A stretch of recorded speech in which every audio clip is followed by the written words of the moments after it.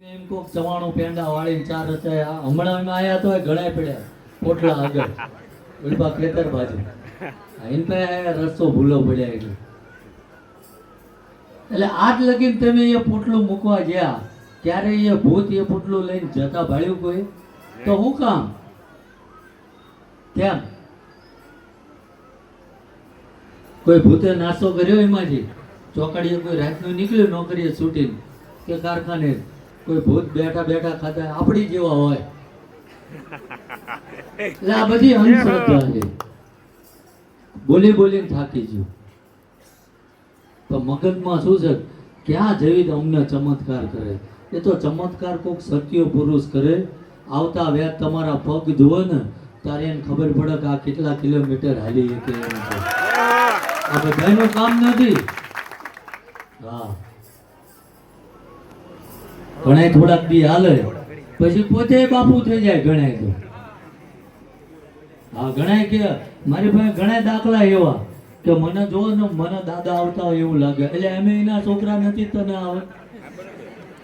અમારા બાપા અમને આવે તમને ના આવે એટલે આવી કોઈ સ્કીમમાં આવતા નહીં આવો તો તમારું કરમ અમે સુરાપુરા ધામ બંધાયેલું ને બીજું કે ગમે ત્યારે મેં કીધું એમ કે દીકરા દીકરીને ભણાવજો એ ભણાવવામાં કંઈ ઘટે તો સુરાપુરા ધામ બેઠું છે બાકી તમે એમ કહો કે હું ઓનલાઈન રમી રમતો તો 2 લાખ દેવું થઈ ગયું તો આજે ભરો એમાં અમે બંધાયેલા ક્યાંક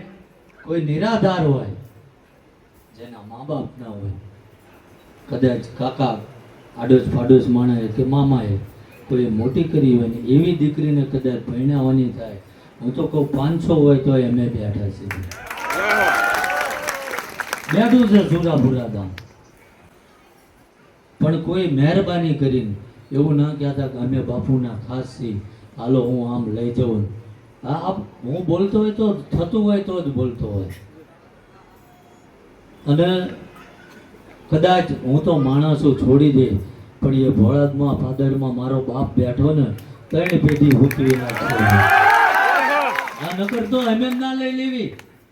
કે હાલો સુરત પધરામણી કરતા હોય ને બધા હીરાના વેપારી જે ગહે એન પાસે 500 પધરામણીના લેતા આવજો ના થાય અને હું તો એ સંસ્કૃતિ ઉપર ચાલુ છું કે શરીર વેચીને તો ગુણીકાય પૈસા કમાય હું મારો ધર્મ વેચું તો હું એની કરતા નબળો છું